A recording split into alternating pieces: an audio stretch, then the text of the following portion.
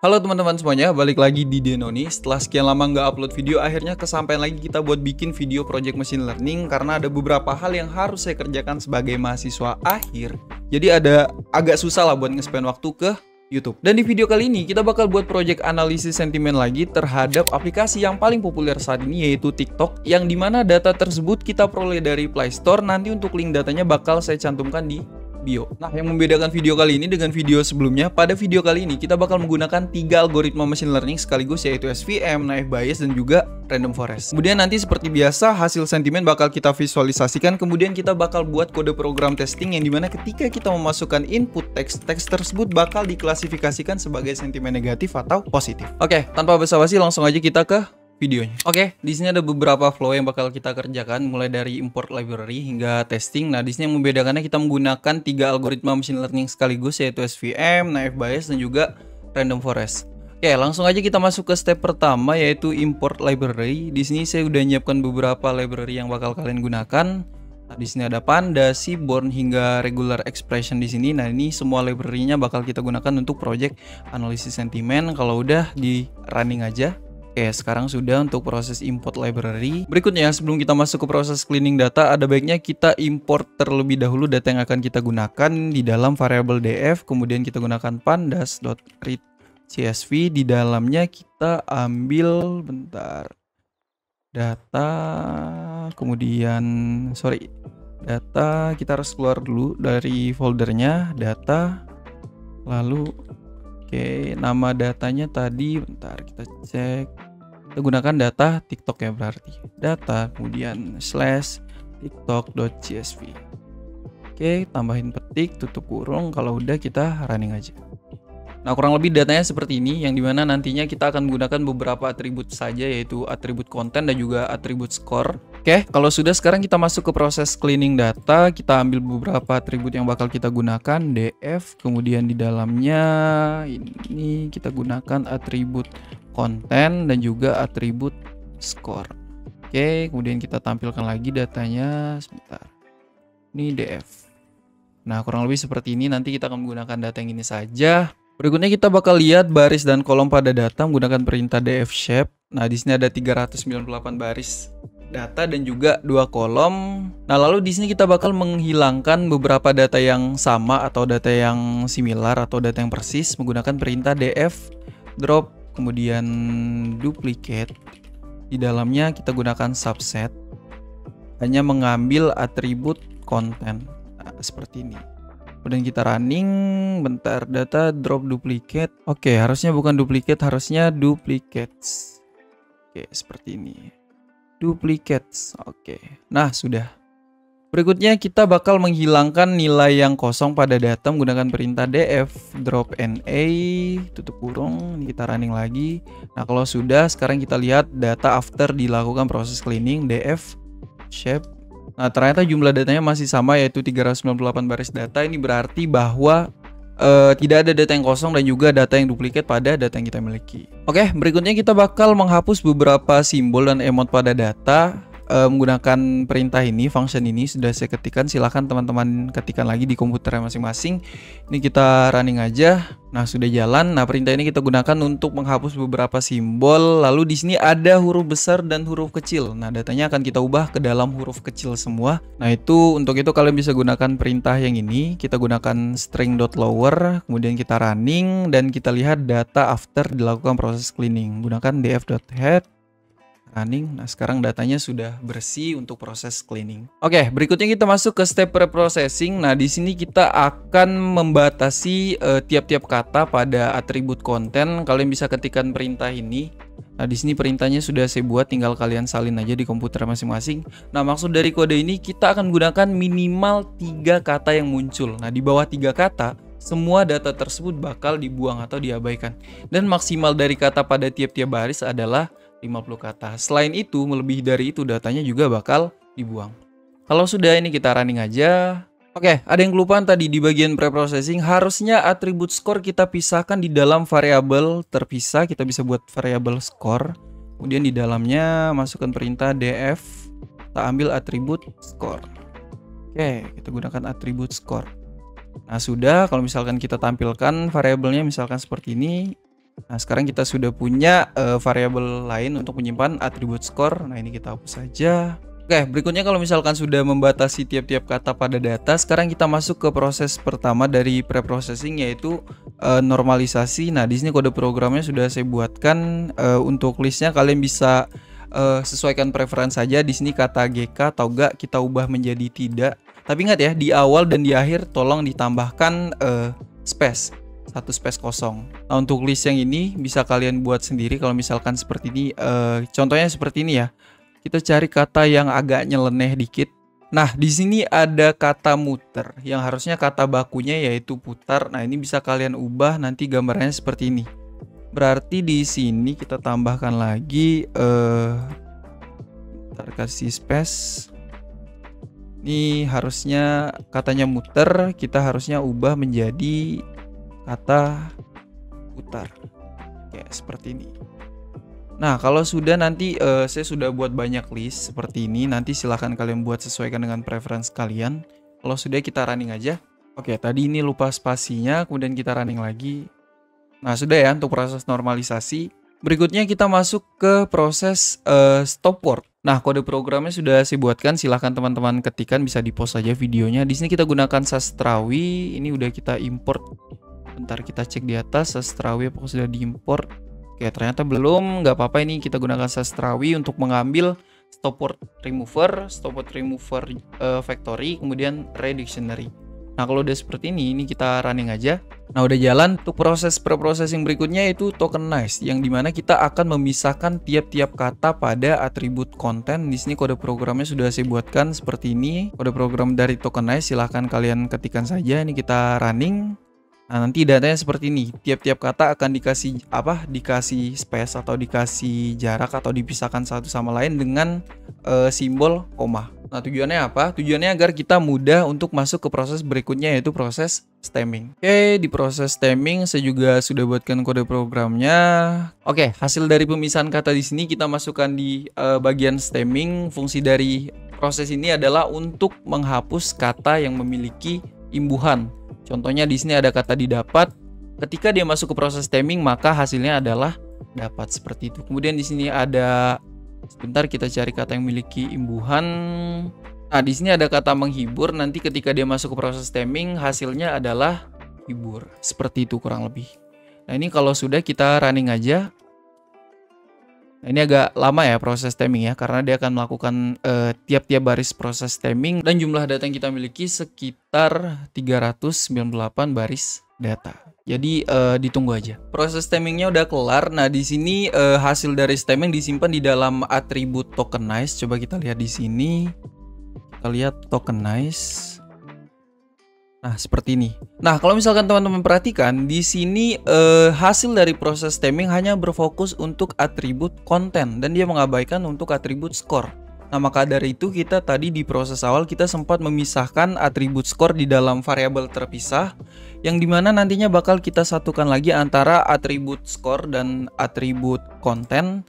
Ini coba kita lihat, ini kita lihat skor. Nah, seperti ini. Kedua atribut ini atau kedua variabel ini bakal kita satukan lagi menjadi satu untuk masuk ke proses labeling. Caranya gimana? Caranya kalian bisa buat notes baru di sini sebelum labeling. Di sini kode programnya sudah saya buatkan. Oke, seperti ini. Nah, di sini kita bakal ngedrop atribut unnamed kalau misalkan ada di variabel score, kemudian impressnya true, dan di sini kita gunakan fungsi concat pada pandas terhadap variabel tokenize dan score. Kalau sudah, ini kita tambahkan df.head. Kita running aja. Nah, sekarang atribut konten dan atribut skor sudah menyatu di dalam satu data frame. Oke, berikutnya kalau sudah, sekarang kita bisa masuk ke proses labeling. Di sini tinggal tambahkan notes baru. Nah, untuk kode program labeling simple aja sudah saya buatkan, tinggal saya paste aja di sini. Nah, teman-teman silahkan ketikan, bisa di-pause aja dulu videonya. Nah, di sini maksud dari kode program ini, ketika dia memiliki skor di bawah 2 atau nilai 1 atau 2, maka dia akan dilabeli sebagai sentimen negatif. Maka konten tersebut akan dilabeli sebagai sentimen yang negatif. Nah, sebaliknya di sini ada else, berarti ini bahwa jika skor yang dimiliki adalah 3 atau lebih dari itu, 3 sampai 5, maka sentimen yang diberikan adalah nilai positif. Nah, kalau sudah ini kita running aja. Kemudian kita lihat data hasil labelingnya df.head, kita ambil 5 data teratas.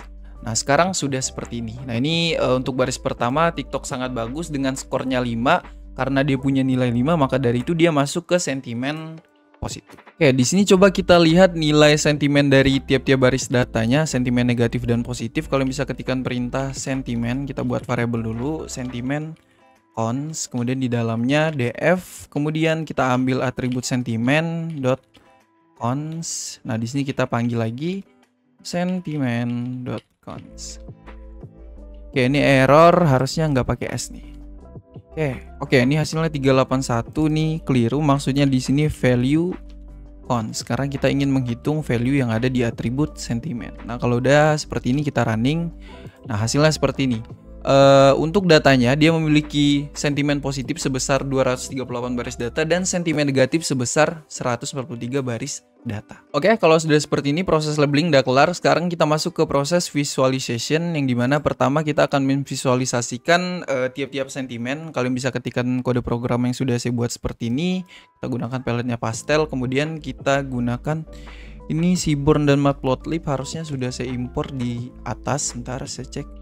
Seaborn dan Matplotlib. Oke, udah, berarti ini nggak perlu kita ketikkan lagi. Ini kita hapus saja, berarti kita fokus ke visualisasi. Ini kita running aja. Nah, nanti visualisasinya seperti ini untuk sentimen positif dan negatif. Di sini sentimen positifnya nilainya 238 dan sentimen negatif nilainya 143. Nah, kalau sudah, sekarang kita bakal visualisasikan tiap-tiap kata pada tiap-tiap sentimen. Di sini kita akan memvisualisasikan kata di sentimen positif dan juga kata di sentimen negatif menggunakan word cloud. Tapi sebelum itu silahkan kalian ketikkan kode program ini. Kita pisahkan terlebih dahulu untuk variabel data negatif dan data positif. Ini kita running aja. Oke, sudah jalan. Oke, kalau sudah, untuk visualisasi pertama kita akan memvisualisasikan sentimen positif. Nah, kode programnya seperti ini, silahkan teman-teman ketikkan aja kalau udah di running aja. Oke, nanti hasilnya seperti ini untuk visualisasi positif. Di sini ada kata yang dominan yaitu TikTok, kemudian aplikasi, kemudian di sini ada kata bagus. Berarti ini relevan dengan sentimen positif karena ada kata ujian. Oke, berikutnya kita bakal melakukan visualisasi sentimen negatif. Kode programnya masih sama, cuma yang membedakannya di sini kita mengambil kata-kata negatif. Kalau sudah, kita running aja. Nah, di sini hasil visualisasi kata negatif. Di sini ada kata TikTok yang dominan, kemudian di sini ada kata padahal, kemudian ada kata apa lagi nih? Bentar. Kita cari kata yang mengandung nilai negatif. Nah, di sini kata hapus di sini mengandung nilai negatif, maka dari itu dia ditampilkan di visualisasi kata negatif. Oke, tahapan visualisasi udah kelar. Sekarang kita masuk ke tahapan splitting data. Nah, ini untuk data training dan data testing, tapi sebelum itu kita harus membuat atau menginisialisasikan variabel X dan Y, yang dimana X isinya yaitu df.content. Kemudian untuk variabel Y-nya df.score, karena Y ini, bukan skor, harusnya sentimen. df sentimen, pakai T enggak ini?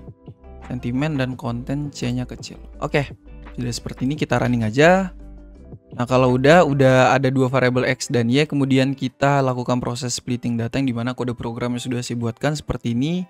Nanti ada variabel X trend, X test, Y trend dan juga Y test. Kemudian test-nya 0,2 atau 80% untuk data training dan 20% untuk data testing dengan nilai random state-nya yaitu 42. Silahkan teman-teman ketikkan aja, ini kita running.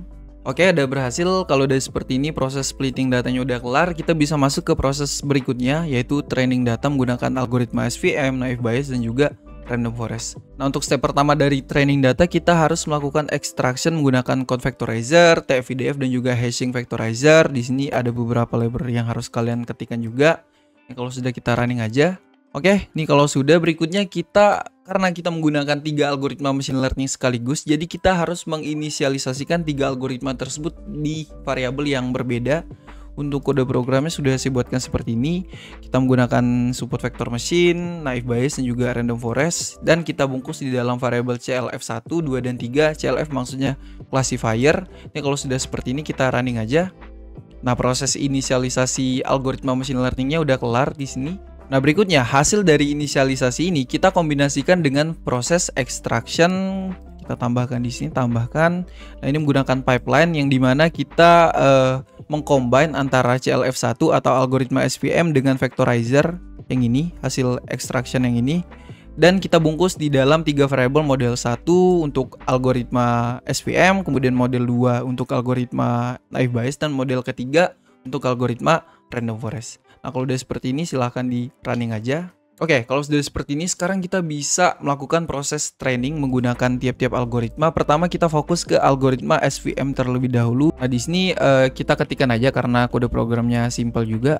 Fit untuk xtrain dan ytrain. Oke, ini kita running aja. Bentar, xtrain-nya is not defined. Kenapa? Karena x-nya huruf kecil. Xtrain dan ytrain. Nah, kita running aja. Oke, udah berhasil untuk proses training. Ya, kalau udah seperti ini jangan lupa kita predik hasil dari training model 1 menggunakan function ini. Kita simpan di dalam variabel hasil 1 terhadap variabel xtest. Berikutnya kita tampilkan akurasi menggunakan classification report. Di sini kita tambahkan kode programnya sudah saya buatkan seperti ini. Kita running aja. Nah, di sini hasil classification report terhadap algoritma SVM menunjukkan akurasi yang dihasilkan adalah 75%. Nah, ini bisa dibilang lumayan tinggi untuk proses analisis sentimen menggunakan algoritma SVM. Nah, kalau sudah, berikutnya kita masuk ke proses yang kedua, yaitu training menggunakan naive Bayes. Nah, di sini kode programnya masih sama. Kita bisa copy yang ini, model 1 kita copy, kemudian buat notes baru di sini karena kita menggunakan algoritma naive Bayes yang ini. CLF2 naive Bayes, jadi model satunya kita ganti ke model 2, running. Oke, dia udah menginisialisasikan naive Bayes. Berikutnya yang hasil 1 kita copy lagi, kita taruh di bawahnya sini. Oke, hasil 1 kita ganti ke hasil 2, kemudian model satunya kita ganti ke model 2. Oke, sudah. Berikutnya yang ini kita copy lagi, gampang aja, simple ya untuk proses training datanya. Nah, di sini harus ada yang kita ubah, hasil 1 kita ganti ke hasil 2. Kalau sudah di running aja. Nah, ini untuk classification report menggunakan algoritma naive Bayes. Di sini kita menghasilkan akurasi 74% yang bisa dibilang hasil ini merupakan akurasi di bawah dari algoritma SVM. Oke, untuk training data naive Bayes udah kelar. Sekarang kita masuk ke training data menggunakan random forest yang ini. Kode programnya masih sama, ini kita copy, yang ini, model 2.fit kita copy, kita ganti ke model 3, kita running. Nah, ini udah menginisialisasikan random forest. Kemudian yang ini kita copy lagi, kita tambahkan, ini kita tambahkan di bawah sini. Tambahkan hasil 2, model 2, hasil 3 ke model 3. Oke, udah tambah seperti ini. Oke, udah jalan. Sekarang kita tampilkan classification reportnya untuk algoritma random forest. Nah, ini kode programnya hasil 2 kita ganti ke hasil 3. Nah, ternyata di sini model machine learning random forest punya akurasi paling besar yaitu 82%, yang dimana dia lebih unggul terhadap algoritma yang lainnya, yaitu algoritma SVM dan juga random forest. Nah, ini hasil dari performa tiap-tiap algoritma ini bisa kita compare di dalam satu data frame. Untuk kode programnya sudah saya buatkan seperti ini. Silahkan teman-teman copy aja karena kita akan mengcompare tiap-tiap algoritma di sini. Ini kita running, inisialisasi variabelnya. Kemudian di sini kode program berikutnya sudah saya buatkan. Di sini kita buat variabel model yang dimana di dalamnya ada atribut model dengan nilai decision tree, naive Bayes dan juga random forest. Dan kita juga bungkus di dalam data frame kalau sudah kita running aja. Oke, nanti gambarannya seperti ini. Akurasi tertinggi masih dipegang random forest 81%, kemudian naive Bayes 74% dan juga decision tree 75%. Oke, kalau sudah seperti ini proses training data menggunakan 3 algoritma machine learning sekaligus sudah clear. Sekarang kita bisa masuk ke proses testing. Oke, di proses testing ini dikit aja kode programnya. Yang pertama kita buat function untuk testingnya. Nanti gambarnya seperti ini, function untuk klasifikasi teksnya, yang dimana kita import model decision tree, multinomial naive Bayes atau random forest. Ada 3 model, kemudian ini kita running aja. Nah, lalu nanti ada kode program berikutnya, ada 3 variabel yaitu decision tree, naive Bayes dan juga random forest. Nah, yang dimana di dalam variabel ini ada proses training data yaitu model 1.fit, model 2.fit dan model 3.fit terhadap variabel xtrain dan ytrain. Sama semua. Ini kita running aja. Oke, berikutnya kalau sudah kita masuk ke kode program testing yang dimana kodenya sudah saya buatkan seperti ini. Nanti kalian bisa melakukan input teks baru untuk diklasifikasikan sebagai sentimen negatif atau positif, yang dimana hasilnya dia akan menggunakan 3 algoritma sekaligus untuk melakukan proses training. Nah, kalau udah seperti ini kita silahkan teman-teman ketikkan terlebih dahulu, dan kalau sudah silahkan di running aja. Nah, di sini ketika di running, kalian diharuskan untuk mengisi teks yang ada di sini. Misalkan kalian inputkan kata baru, misalkan aplikasi bagus, sangat membantu. Oke, misalkan seperti ini ya. Ini kalimat ini adalah kalimat untuk memuji aplikasi TikTok. Kita lihat hasil klasifikasinya. Nah, ternyata hasil dari klasifikasi menggunakan 3 algoritma yaitu positif untuk decision tree, naive Bayes juga positif, dan random forest juga positif. Ini hasilnya positif, coba kita running lagi untuk mencari sentimen yang negatif, misalkan aplikasi buruk harus dihapus. Oke, kita running. Nah, kalau misalkan kita masukkan kata-kata cacian seperti ini, ternyata model machine learning, decision tree, naive Bayes, dan juga random forest berhasil melakukan klasifikasi, yaitu kata yang kita masukkan adalah sentimen negatif. Oke, mungkin segitu aja untuk video kali ini. Kita sudah berhasil melakukan proses analisis sentimen menggunakan 3 algoritma machine learning, yaitu decision tree, naive Bayes, dan juga random forest, yang dimana hasil akurasinya lumayan tinggi, yaitu 80% untuk algoritma random forest classifier, dan untuk proses testingnya bisa kita bilang lumayan powerful lah, karena bisa melakukan klasifikasi untuk input teks baru. Oke, kalau misalkan ada request dari teman-teman semuanya pengen project yang lain selain analisis sentimen, kalian bisa ketikkan di kolom komentar, dan kita ketemu lagi di video selanjutnya. Bye bye.